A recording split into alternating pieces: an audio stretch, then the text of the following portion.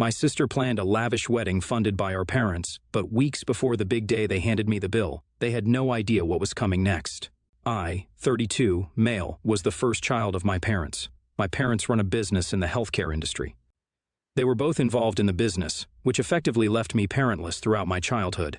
I rarely had intimate moments with my parents and was always under the care of my nannies. My parents were also in the prime of their youth, so they preferred not to take the burden of parenting upon them.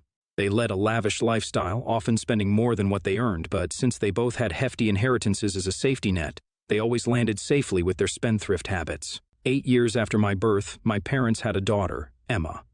With the birth of Emma, it became clear to me that the negligence of my parents toward me was not because of their busy lifestyle, but it was because they didn't like me enough to spend time with me. Over the years, I had discovered multiple reasons to understand why this had been the case. I was a normal-looking child with average intelligence. I liked to keep to myself and talked only when I was talked to.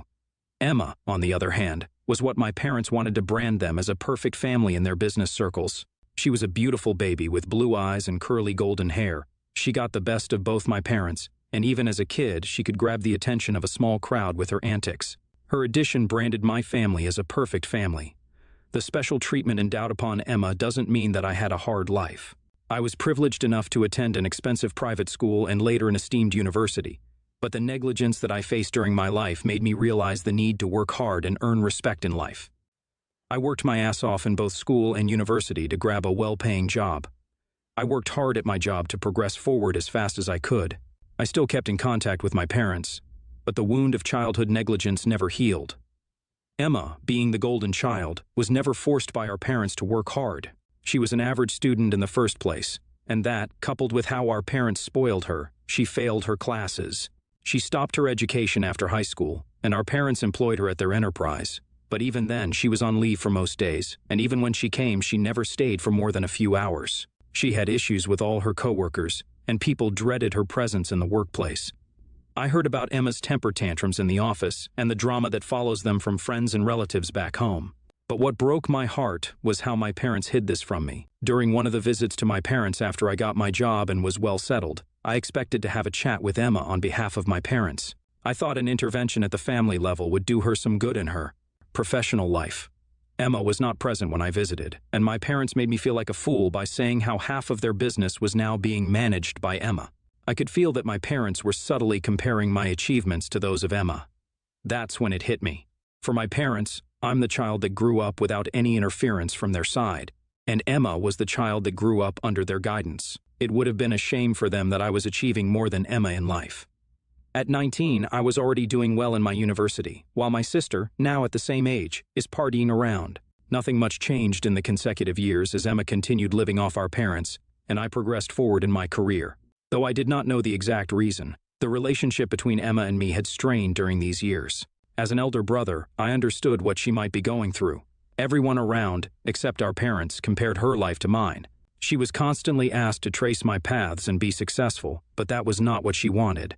But these comparisons forced our parents to overcompensate by promoting her unreasonably in their company and spending money on her demand. My sister was growing up without the ability to hold herself responsible for anything, and this was worrying me, but I had no space in her life to intervene and advise her. My parents had already pushed me out of their life, as my presence outshone the presence of Emma during parties and family gatherings. Emma preferred that too, so I made a social circle of my own at the place where I lived. 2 years back, I met my wife, Danielle. Danielle worked in the fashion industry, something which I thought I would never associate myself with. I had the worst fashion sense ever, and it still makes me wonder how a woman with such polished taste and fashion fell in love with me. Her entry into my life has improved the way I present myself, and that has boosted my confidence. Strangely enough, the void left by my parents, which had remained like that since my early childhood, was filled. Danielle's entry into my life let me explore parts of my character that I had no idea existed. So it won't be an exaggeration to say that this woman is the best thing that has happened to me in life. After dating for a year, Danielle and I decided to get married. We both had very few intimate people to invite to the wedding, so we decided to make the ceremony grand. We planned a destination wedding, and after much research, debate, and discussion, finalized Venice as the venue.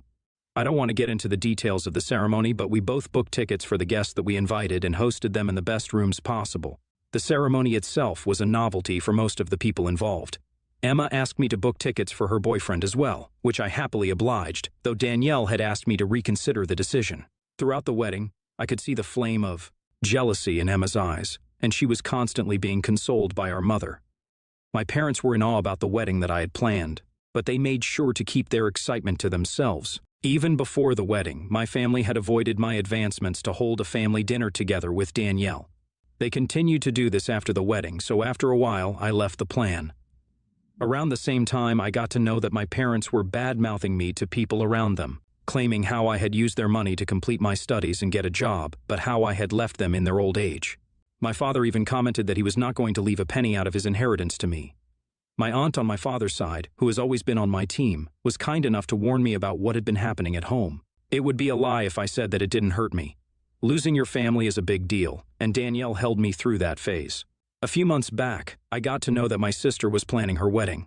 My aunt told me that my sister was awestruck by my wedding and wanted something similar for her. She made her boyfriend propose to her and designed a flamboyant wedding in Tuscany, but she and her boyfriend were both broke, so she asked our parents to fund her wedding.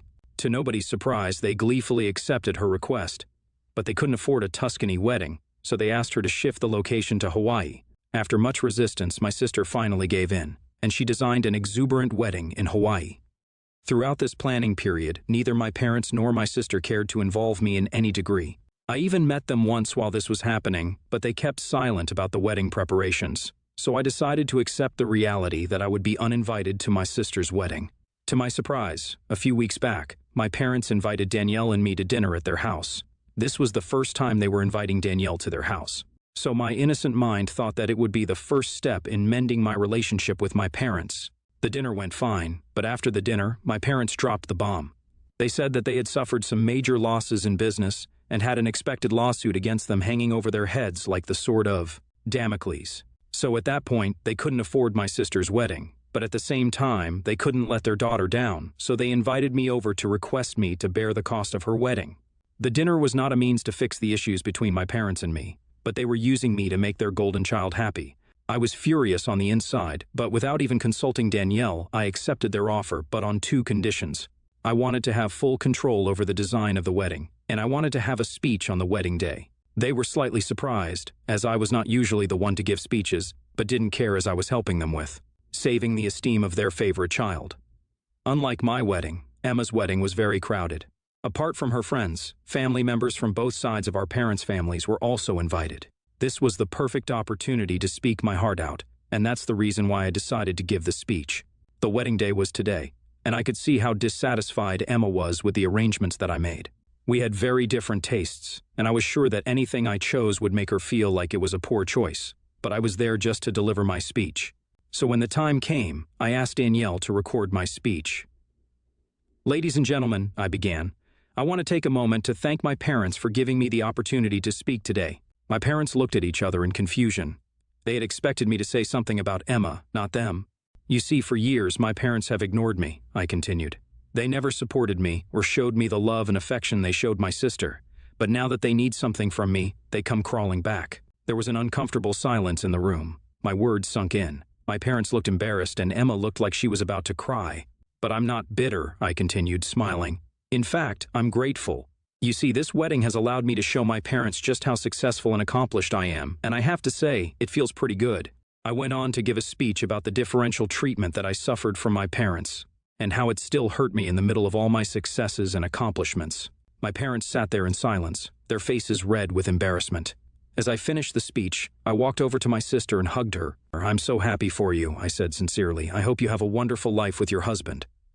And with that, I walked out of the reception with my wife, leaving my parents and sister behind. I drove back to my hotel room and have been sitting here in satisfaction. My parents have always painted themselves as the perfect parents, and that's a huge part of their reputation in our community. I'm happy that I finally got the space to tell the community how I was treated.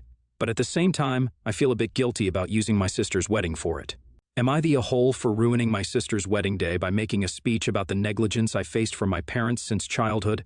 Update 1. A little before midnight, Emma came to the room that I was staying in and hugged me tight. She was crying, which made me sob with her.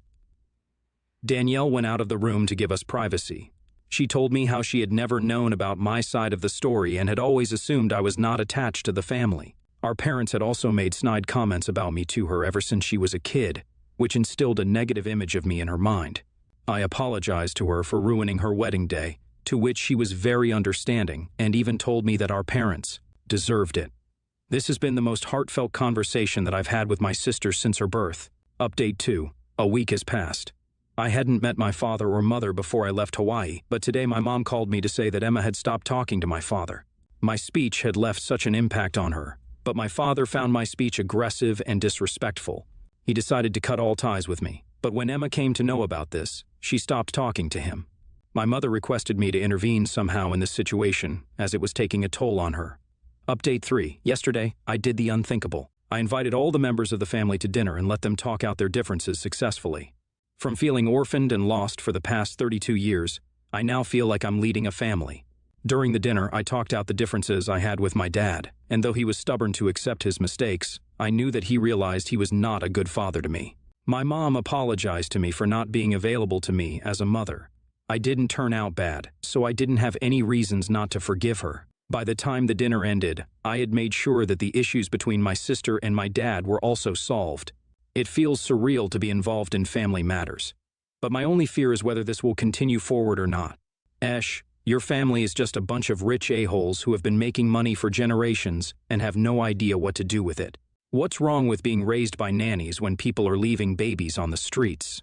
You received love and care as a child. That's why you turned out fine and are now making a hefty amount that helped you afford 2 expensive weddings back to back. NTA.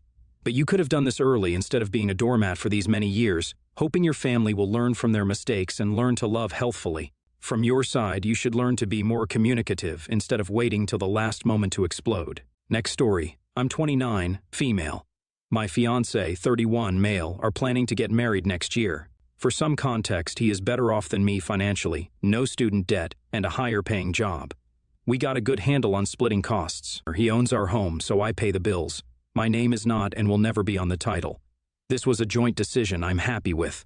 We also have a good arrangement for housework and chores. While no one gets married with intentions of getting divorced, it's important to be cautious. He asked me if I'd be willing to sign a prenup to protect his assets, and I happily agreed. In case a relationship goes south, bitterness could lead to unnecessary headaches and drama, so why not? He hired a lawyer and got the document ready. I have read it, it's fair. The problem is, for the document to be valid, I need to hire my own lawyer to review and sign off on it. That costs about $1,500. While I am not exactly broke, I also don't have that much money to spare. I told him that I don't think it's fair for me to drop $1,500 for a document that is mainly for his sake. Basically, I will definitely sign it, but I expect him to pay for my lawyer if he wants it done. He's very upset with me, and he's accusing me of going back on my word and making excuses not to sign a prenup. That is not the case. I'd sign it right now if it was valid without a lawyer. We are at an awkward impasse, so AITA for not wanting to pay out of pocket for a document he wants? I don't want it, but I'm not offended by it, and I sure as heck don't want to blow a lot of money on it. Marriage is already expensive. Edit to add. I pay the bills for groceries and split the electricity and internet bills with him. He pays fees, taxes, maintenance, etc. Final edit for now. Thanks for all the comments. I'm reading every single one, and I have a lot to think about. I was raised very independently, and I earn everything I have. I suppose I am so scared of coming across as using him for his money. He is not rich, by the way. Think of my income as lower middle class, and his as upper middle class, that I might be going too far in the opposite direction. NTA. He's an a-hole for accusing you of having ulterior motives. Unfortunately, you're both victims of the sad state of the lawsuit with prenups. In order for it to be valid, you need to hire and pay your own lawyer. If he pays the lawyer, there's a conflict. So tell him the problem is not the prenup, but you forking out so much money for something that only protects him. You can pay your own attorney, he'll get his prenup, but then he needs to pay you back for it by paying the bills for a few months or something like that, because your attorney will be paid by you directly and doesn't even need to know about the side deal you and your fiancé have struck. There's no conflict of interest. NTA. If he wants it, he needs to pay all the costs for it, plain and simple. I'd be a little worried. It seems like you may be ignoring some red flags.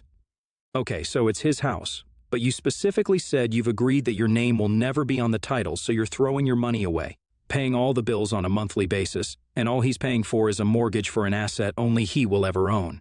You even called it our home, and yet it doesn't sound like it ever will be.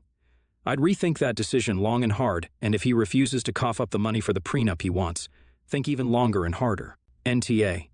But I would seriously recommend you find your own attorney that specializes in family law in your country. Make a payment plan, a small loan, even if he's absolutely insistent on not paying, and you're absolutely determined to marry him. Consider this as an investment and a place to get non-biased and correct advice concerning the language of the prenup and what you should be considered fair for your own protection and that of any future children. This document should be considered just as important to you as it is to him.